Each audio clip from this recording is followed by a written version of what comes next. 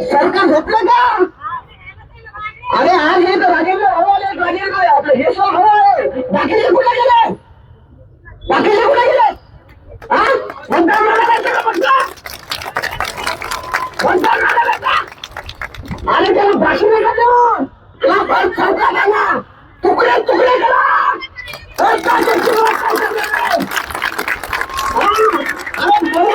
सरकारने काय आम्हाला आज गावाला मोर्चा करावा लागतोय. उपोषण करावं लागतं. उपोषण करावं लागतं काय? आणि जर असं बोललं की लोक म्हणतात तुम्ही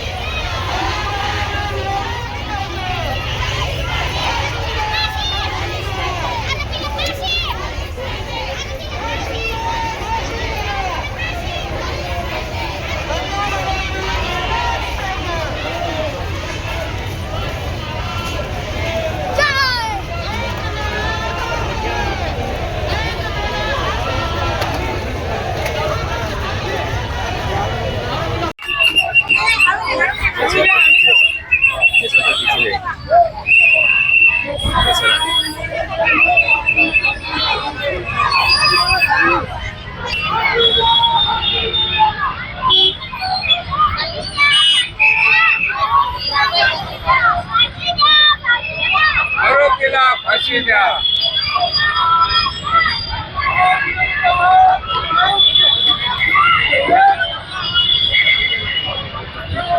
रस्त्यावरती उतरलं याच्यापेक्षा मोठी गोष्ट नाहीये.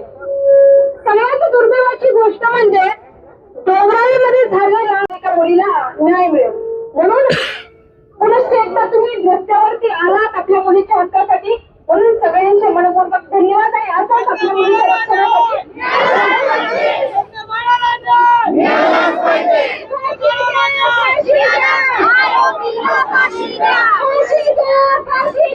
आरोपीला फाशी द्या. मिळालाच पाहिजे. कशामुळे? सरकार झोपलं का? अरे आज हे तर राजेंद्र हवाले राजेंद्र आपलं हे सो हवा आहे. बाकीचे कुठे गेले? बाकीचे कुठे गेले? हा मतदान मागायचं का? मतदान मागायचं का? आणि त्याला भाषण का देऊन त्याला परत सरकार द्या. तुकडे तुकडे करा.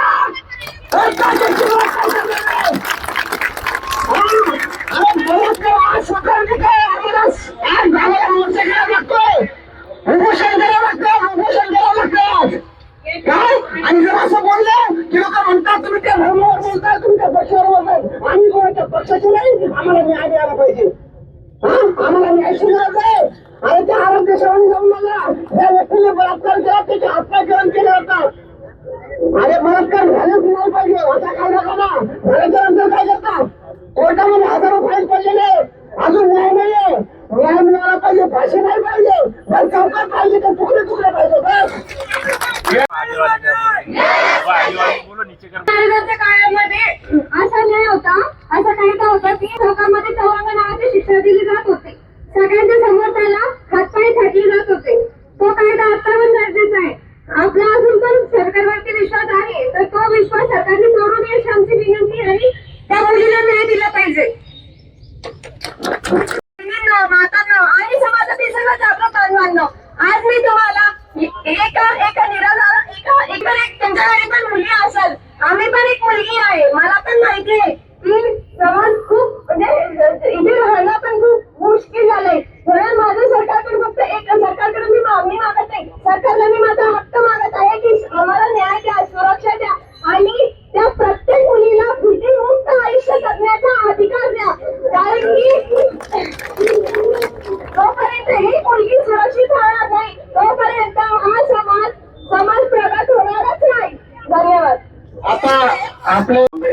तसे सर्वच मानवतावादी महापुरुषांना या ठिकाणी अभिवादन करतो.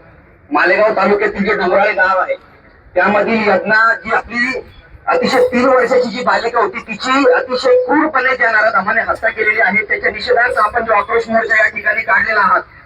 बांधवांनो एक लक्षात घ्या, मोर्चा जो आहे मोर्चा हा इथं संपणार नाही. मी ज्या समाजातून येतो, मी ज्या कम्युनिटी मधून बिलॉंग करतो, अशा असंख्य माया बहिणीवरती आतापर्यंत अन्याय अत्याचार झाले. रस्त्यावरची लढाई तर आपण लढतोच, परंतु जोपर्यंत प्रशासनाला आपण धारेवर धरणार नाही तोपर्यंत त्या माय माऊलीला या ठिकाणी न्याय मिळणार नाही. विचार करा की 3 वर्षाची एक छोटीशी चिमुकली, तिला काय वेदना झाल्या असतील, तिला काय त्रास झाला असेल होत असताना. हा विषय यापर्यंत न थांबवता या ठिकाणी मध्य विधानसभेचे आमदार प्रदीपजी जयस्वाल या ठिकाणी उपस्थित आहेत. साहेब या ठिकाणी तुम्ही येऊन पाठिंबा दिलेला आहे, परंतु तुमची महत्वाची जबाबदारी त्या सभागृहामध्ये आहे. त्या सभागृहामध्ये मुख्यमंत्री बसतो, उपमुख्यमंत्री बसतो, या राज्याचं मंत्रिमंडळ बसतं.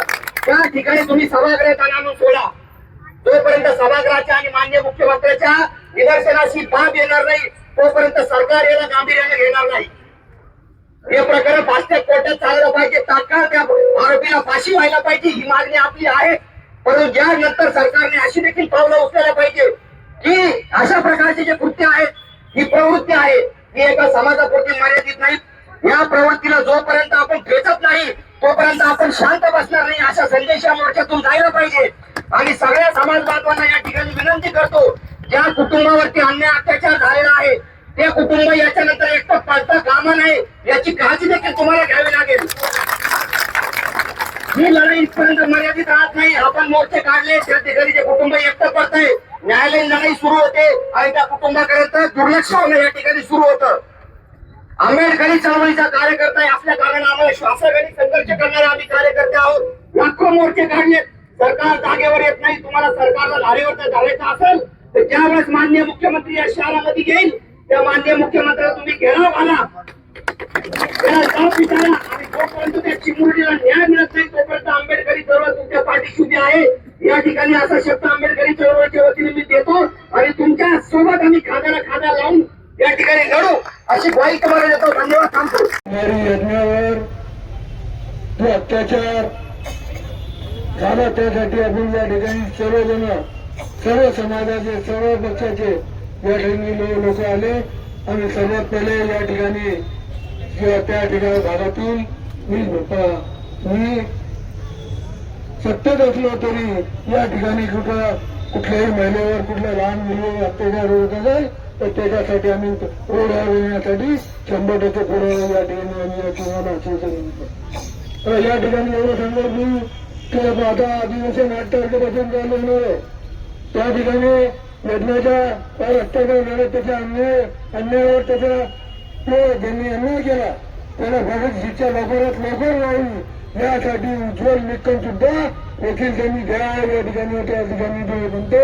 आणि या ठिकाणी माझ्या शहराचे नाही, मी महाराष्ट्रातील सर्व माझ्या बहिणी मातांचे भगिनी आणि सर्व घरांना सांगतो, पक्षाचा विचार करत नाही. कारण की एखाद्या महिलेचं असं होत असेल त्याबद्दल जर लहान मुलीवर अत्याचार होत असेल अशा वेळेस त्यांना पोलीसमध्ये कंप्लेंट देण्याच्या पहिले त्याच्या अगोदर हातपाय तोडून टाका आणि नंतर आपण कंप्लेंट द्या. काय करायचं तर गुन्हा काय होत नाही. काय करणारा पोलीस पण काय करू शकत नाही, कारण की शेवटी त्यांचं कर्तव्य आहे, त्यांनी करायला पाहिजे. हे पाहत नाही आज चालता रिक्षावर, त्यांचा तुमच्या गाडीवर त्या ठिकाणी फोटो घेतात.